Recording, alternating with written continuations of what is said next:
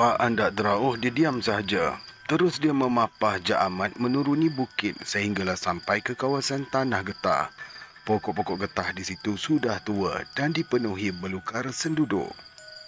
Alhamdulillah, kita dah sampai ke kampung orang, ujar Pak Andak Derauh memapah Jak Amat. Dia dapat menduga sudah sampai ke kawasan kampung kerana menemui kebun getah yang jenis pokok tua itu. Biasanya, kebun getah tentulah berdekatan dengan kampung.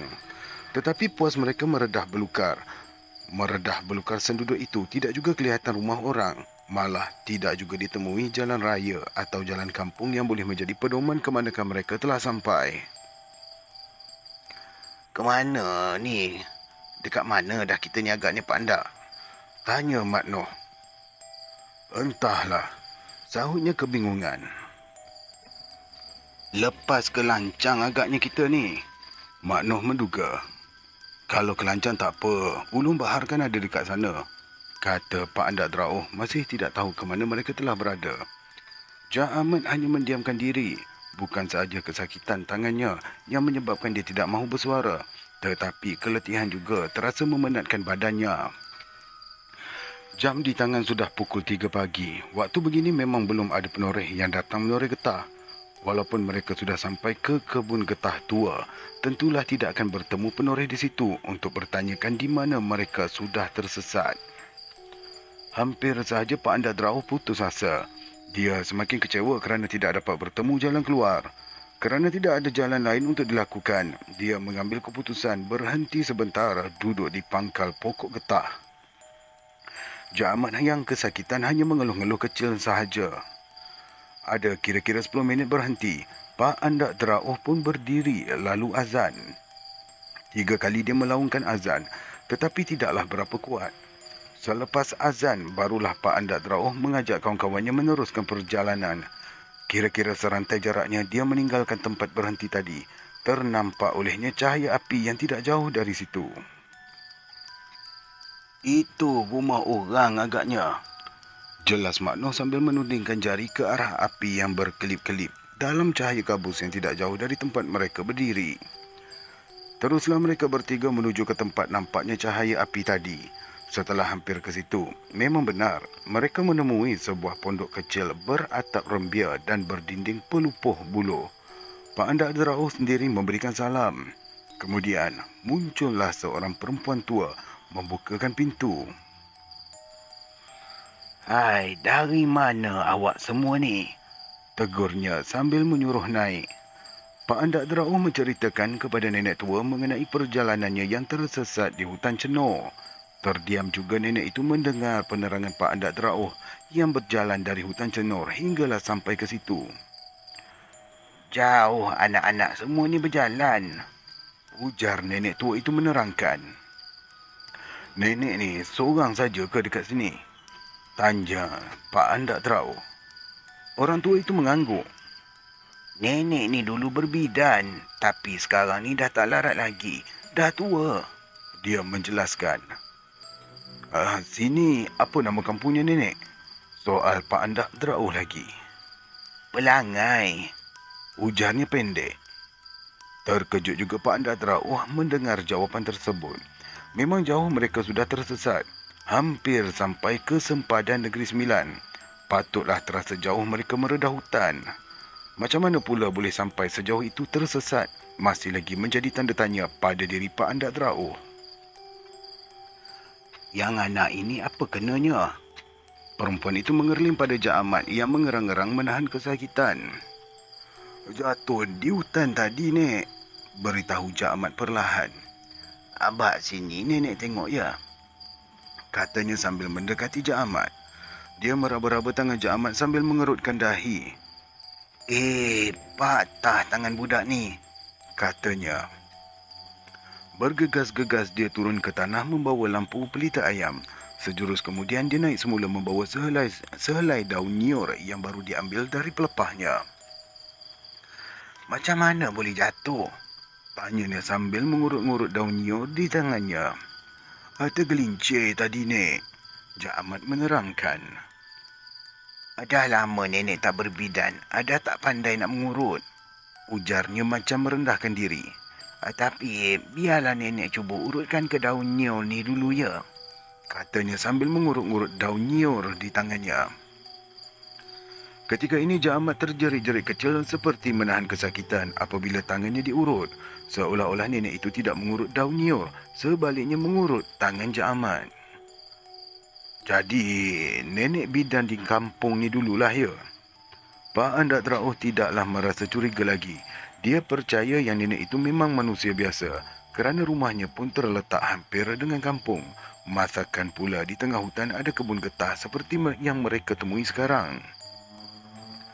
Nenek itu menganggukkan kepala. Kalau sebut bidan Ted, semua orang kampung di hilir tu tahulah tu nenek. Jelasnya perlahan. Tak jauh pada kampung? Tanya Pak Andak Terauh. Tak jauh lah. Jalan depan sikit jumpalah jalan kampung. Dia menerangkan. Nanti, anak semua keluarlah sampai ke jalan raya. Kalau nak ke Cenor, tunggulah bas ke Karak. Kalau nak ke Pelangai, naiklah bas ke Mancis. Ujarnya tersengih-sengih menampakkan gusinya yang sudah tidak bergigi. Huish, buat apalah ke Pelangai? Biarlah kami ni balik ke Cenor.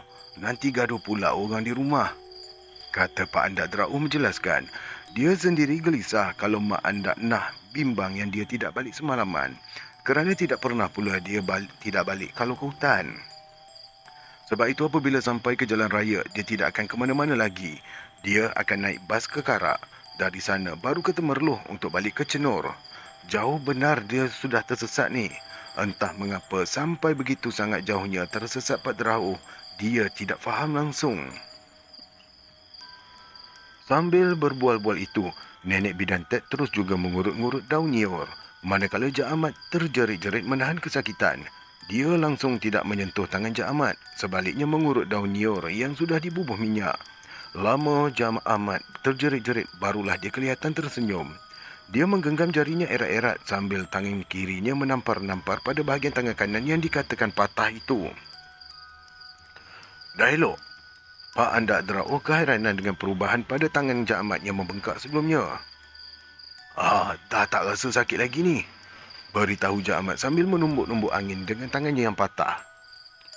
Betul tak sakit lagi? Tanya bidan Ted tersenyum. Jak Ahmad mengangguk. Dia merasa tangannya pulih seperti biasa. Tidak ada lagi rasa sakit atau bengkak akibat patah setelah tergelincir pada malamnya. Kalau macam tu, biar nenek masakkan air. Bas pun lambat lalu. Pukul 7 baru ada bas lalu, ujarnya lantas ke dapur. Pak Andak Terauh dan Mak Noh pun merebahkan badan kerana terlalu letih. Jak Ahmad juga ikut sama melelapkan mata disebabkan mengantuk dan terlalu letih. Sampai Pak Andak Terauh tidak sedar untuk bangun sembahyang subuh. Lagipun pakaiannya yang kotor itu menyebabkan dia tidak berniat untuk bangun solat subuh. Matahari sudah memancar. Mereka bertiga pun dikejutkan oleh bidan Ted. Setelah membasuh muka di perigi, bidan Ted menyuruh mereka bersarapan pagi dengan menghidangkan air kopi dan rebus pisang emas.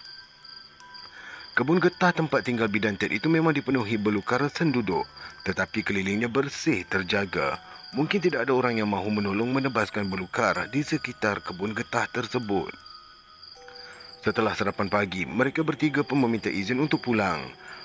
Pak Andak Terauh memberi wang RM10 pada bidan Ted sebagai ucapan terima kasih yang ikhlas.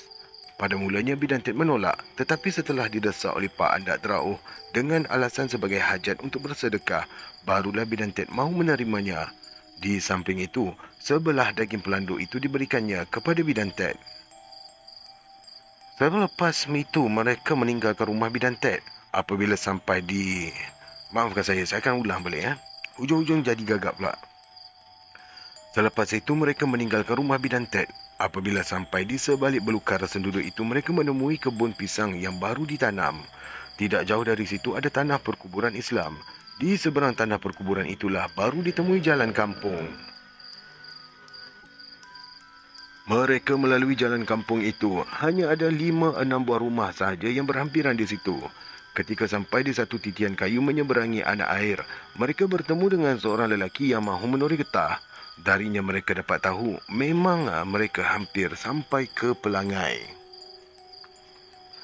Bila disebut bidan Ted, lelaki itu mengeluh perlahan. Dia menggeleng-gelengkan kepala macam tidak percaya dengan apa yang diberitahu kepadanya. Bidan Ted tu moyang saya, jelas lelaki itu. Lebih 80 tahun dulu dia dah meninggal, ujarnya, tetapi masih terbayang kegembiraan di wajahnya. Jak Ahmad menunjukkan bekas tangannya yang patah. Masih ada kesan minyak yang disapu oleh bidan Ted.